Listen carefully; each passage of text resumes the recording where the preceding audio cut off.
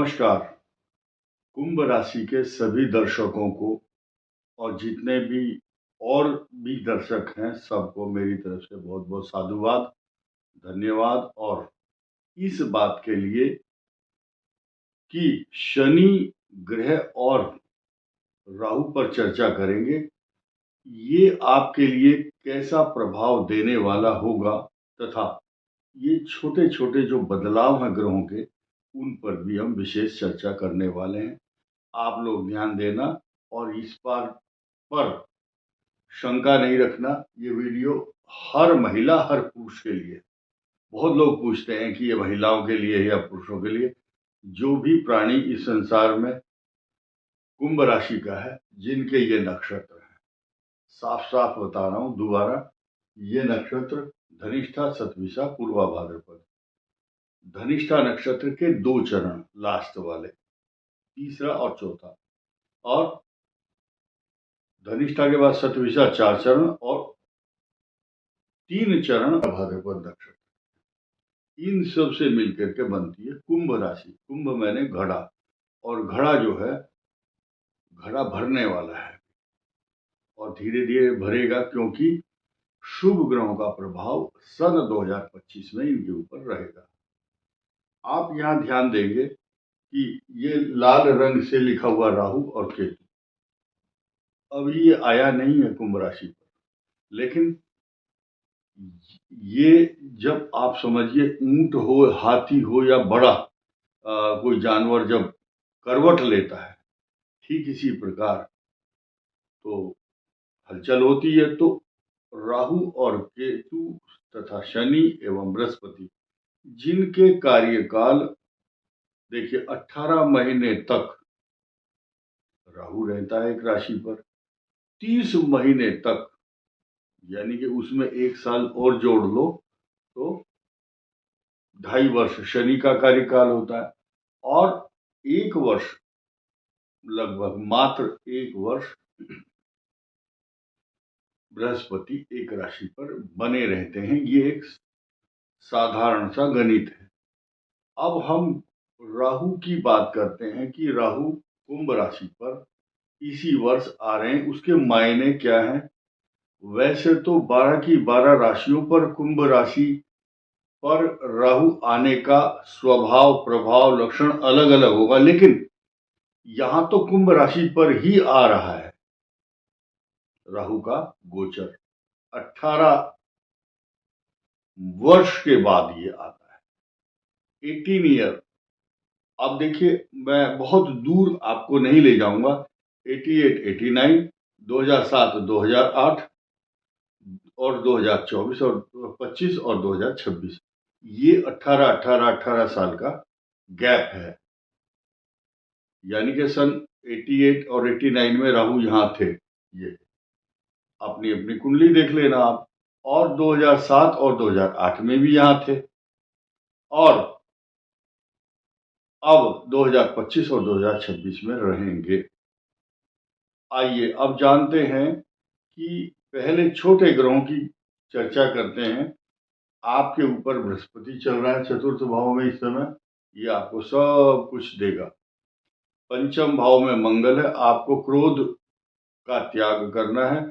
2 अप्रैल तक आपका गुस्सा फुल फ्लैश बना रहेगा, और उसके बाद भी टॉर्चर करने वाला जो मंगल है, जब नीच राशि में यहां होंगे, अभी मंगल वक्री से मार्गी हो चुके हैं, और इसका जो मार्गी होने का जो परिणाम है वो आपको देखने को मिलेगा। क्या कि इस मंगल का जो प्रभाव है वो सीधा सीधा आपके 12th हाउस पर पड़ रहा है। खर्च, व्यर्थ की भागदौड़, अशांति, तनाव, गुस्सा, तो कंट्रोल करना है आपको अपने ऊपर, इन सब इमोशंस के ऊपर। और कभी कभी चक्कर जरूर आएगा, क्योंकि इस मंगल की दृष्टि अष्टम भाव पर भी है। पहले से ही विराजमान केतु आपको पेट के रोग, अशांति, तनाव, गैस्ट्रोएंटराइटिस, प्रोस्टेट प्रॉब्लम, बच्चों के अंदर पेट का रोग, और इन्फेक्शन करता है। मंगल जो है इन्फेक्शन का कारक है, ऑपरेशन का भी कारक है। हेमोराइड्स एक रोग होता है जैसे, या पाइल्स की है, या वंशानुगत आपकी वंश परंपराओं के अनुसार जो रोग परिवार में चलते हुए आए हैं, मामा के खानदान का हो चाहे आपके पिता के पूर्वजों का, वो रोग ये उत्पन्न कराता है अपने ड्यूरेशन में। लेकिन ये अब हटने वाला है 18 मई को। 3 चीज याद रखना, तीनों में 18 आ रहा है। 18 वर्ष बाद 18 महीने के लिए 18 मई को ये ग्रह का पदार्पण, ट्रांजिट यहाँ हो जाएगा। आपके सप्तम भाव में केतु आ जाएगा। ये डिटैचमेंट का कारक होता है, अलगाववादी, क्योंकि ये राहु और केतु दो हिस्से हो चुके हैं। और दो हिस्से होने का अर्थ ये है कि ये धड़ है और ये मुख है, शीश है, ये शीश, और ये रहस्यमयी ग्रह है। यानी कि कुंभ राशि के मन के अंदर जो भी राज होंगे, रहस्य होंगे,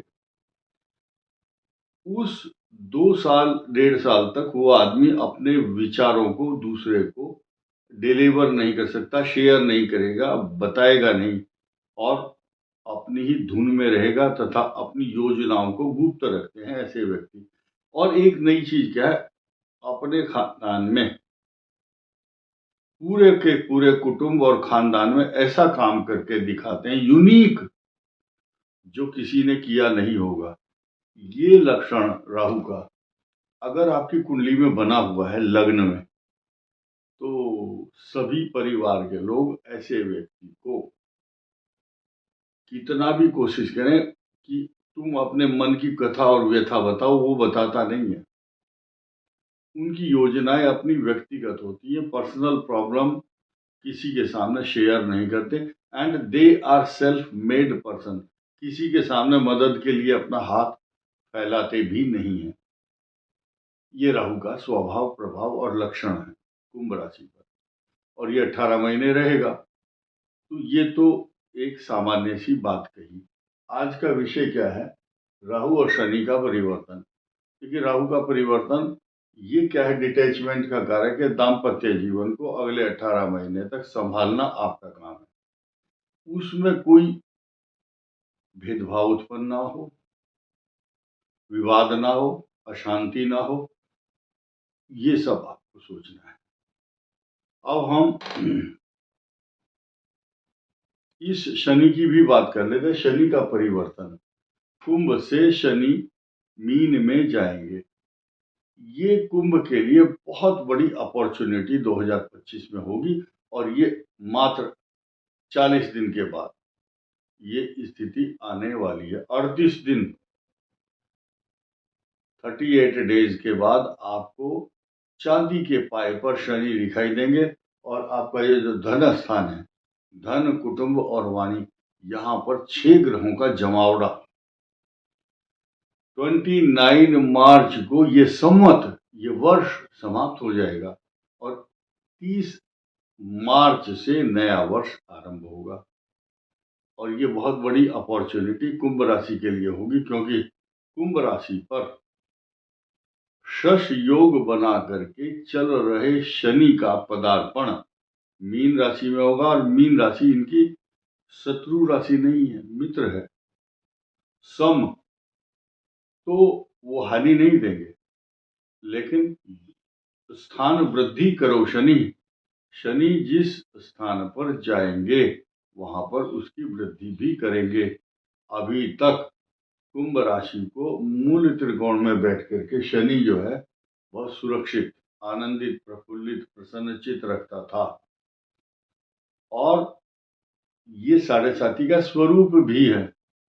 लेकिन कुछ षड्यंत्रकारी लोग जो है आपके खिलाफ षड्यंत्र करते रहे पिछले 2-2.5 सालों में। उतरता हुआ जो शनि है, ये जिसे ठंड आती हुई और जाती हुई कष्ट देती है, ठीक इसी प्रकार शनि जब जाएगा तो धन देकर जाएगा।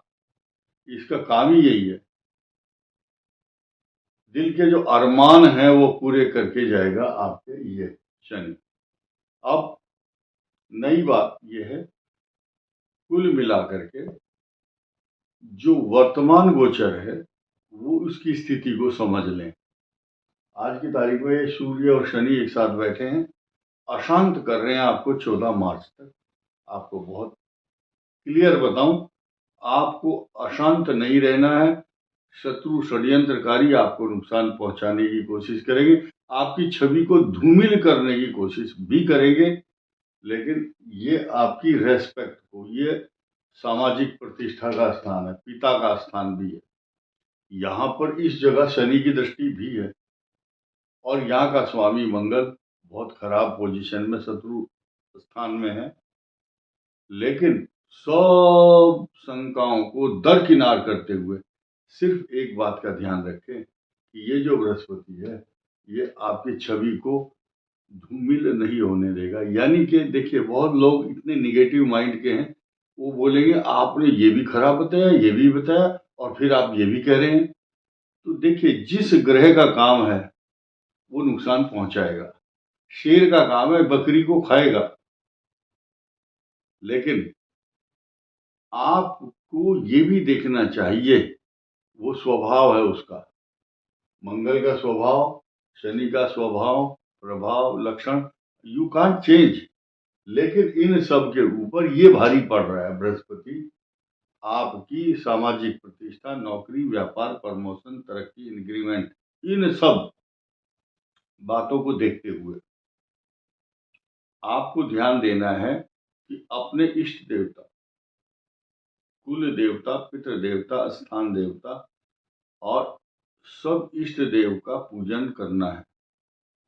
साढ़े साथी चल रही है, जो भी अपने संप्रदाय और धर्म या जिस पूजा की परिपाटी को आप पहले से चलाते हुए आए हैं उसको जारी रखें, किसी भ्रम में ना फंसे।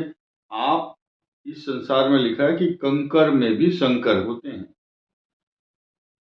अगर जिसके ऊपर, जिस देवता के प्रति, जिस मंत्र में, जिस पूजा में आपका विश्वास जम गया, यादृशी भावना तस्य सिद्धिर भवति तादृशी, जैसी भावना रखोगे उस देवता में, जो भी जिस संप्रदाय का है, यहूदी है, पारसी है, ईसाई है, इस्लाम का है, सिख है और सनातन धर्म वैष्णव का है, सबका भगवान एक ही है।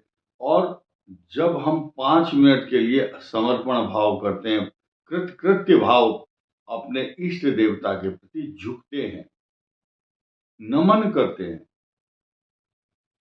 तो आपको उतनी देर ऊर्जा प्राप्त होती है उनके द्वारा, और आपके मन में संतोष जरूर होता है कि मैंने ये जो पूजा की है इसका लाभ मुझे जरूर मिलेगा, और मिलता भी है। इस वीडियो में इतना ही। धन्यवाद। नमस्कार।